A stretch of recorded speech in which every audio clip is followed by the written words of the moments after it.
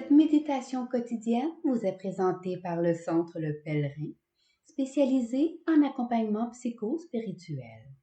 lepèlerin.org.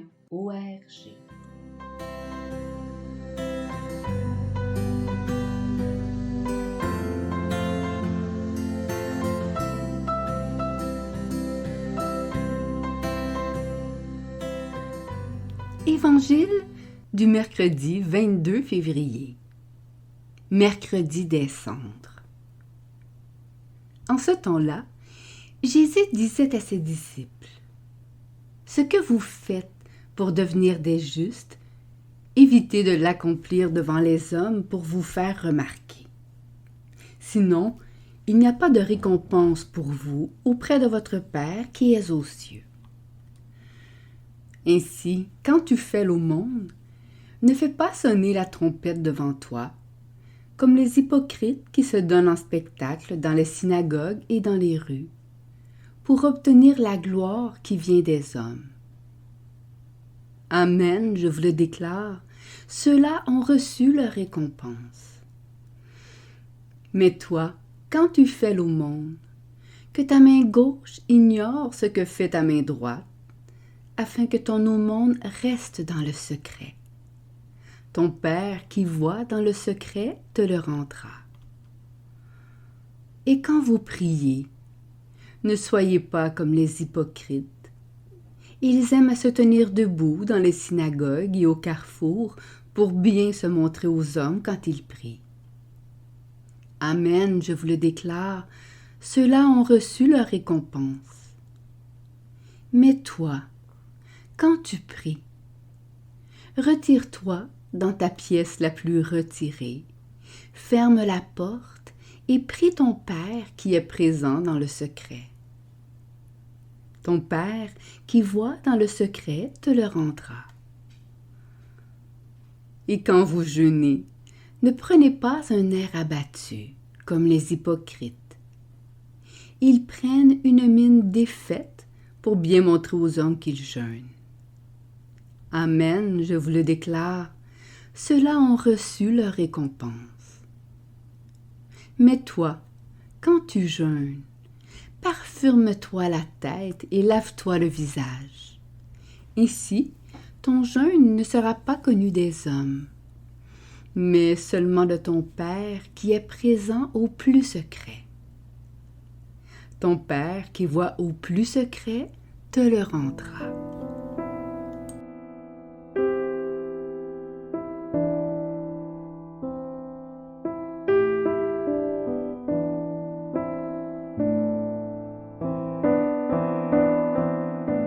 Méditation. Charité, prière et jeûne qui ramènent à l'essentiel et désenflent dans une pudeur qui nous est de plus en plus étrangère. En cette époque narcissique qui se mire elle-même jusqu'à la noyade, s'amplifie en avalant les selfies et les influenceurs, j'y puise plus qu'une parenté avec les hypocrites dénoncés par Jésus. Être admirable. Quel chemin d'existence pour plusieurs d'entre nous. Plus justement et plus terriblement encore, être digne d'admiration.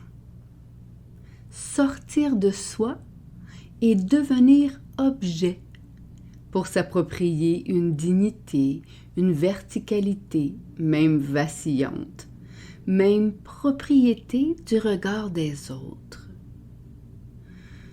Qui se rappelle que cette expression, digne d'admiration, se rapportait aux objets dans la bouche d'un Cicéron ou aux chefs-d'œuvre glorieux dans les fiefs et églises du XIe siècle?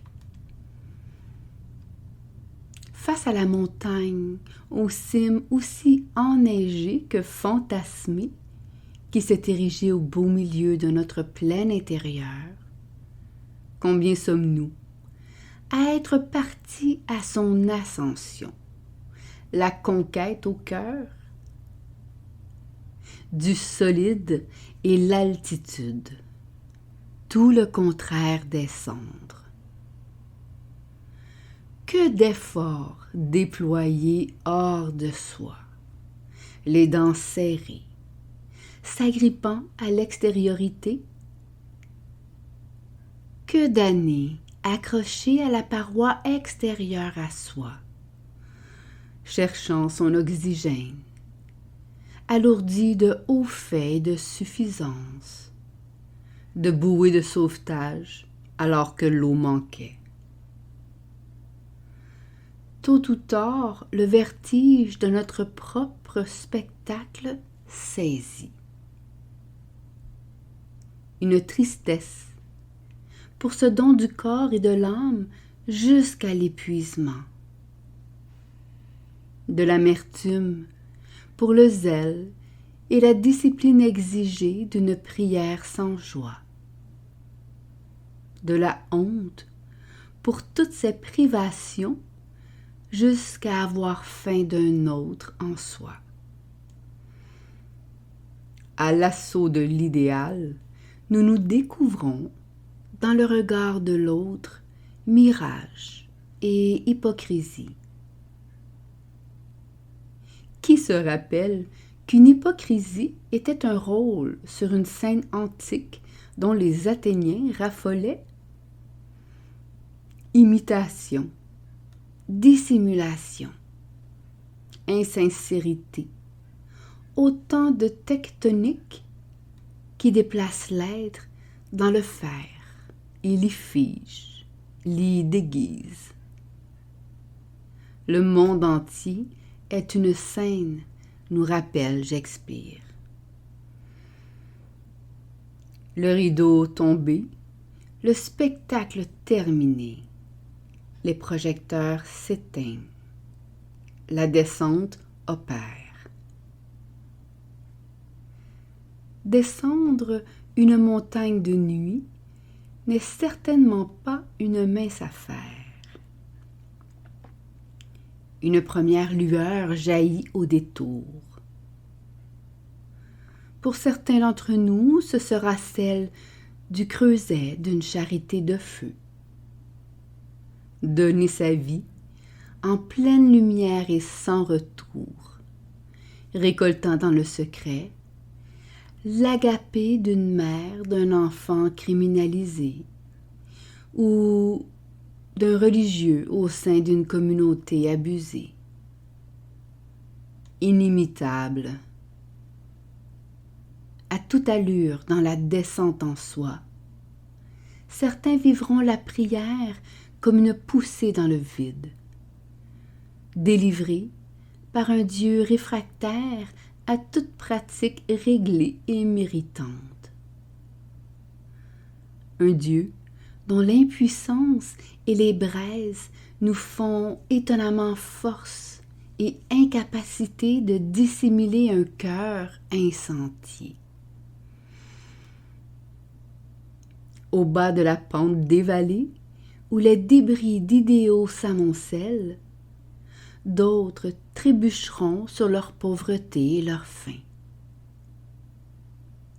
Ce n'est que dans notre abaissement que l'abondance et le rassasiement se révèlent. Et c'est dans les cendres que se cueille la sincérité, ce surcroît d'humanité, ce secret de l'intime de notre vérité. La sincérité, c'est le consentement au don de Dieu que nous sommes, lui permettant d'être bon à travers soi. C'est le oui de la joie intarissable qui nous rend depuis notre enfantement, avant que les montagnes ne s'affermissent et que les collines n'existent. La sincérité est la condition même de l'amour. Elle est donc condition véritable de notre identité profonde et démasquée. Sinon, nous ne sommes qu'un personnage, juché sur une montagne fictive, condamné à répéter les mêmes mises en scène d'un faux salut. Après Narcisse, Sisyphe n'est jamais très loin. Le carême est versant, descente et temps.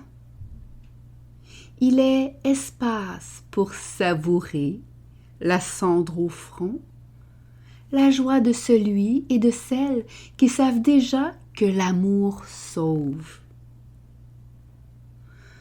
En ce mercredi où la sincérité nous attend sur un prie-Dieu, accueillons ce temps privilégié de la joie spirituelle et affichons une face de carême joyeuse.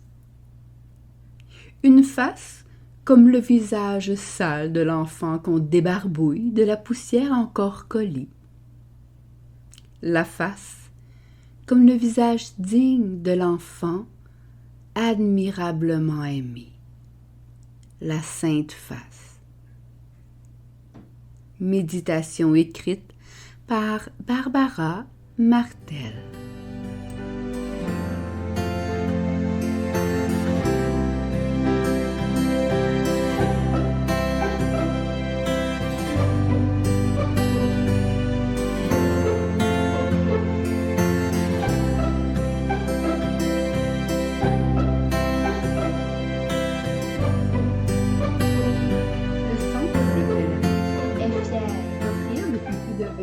Un service d'accompagnement ainsi qu'un certificat universitaire en accompagnement spirituel.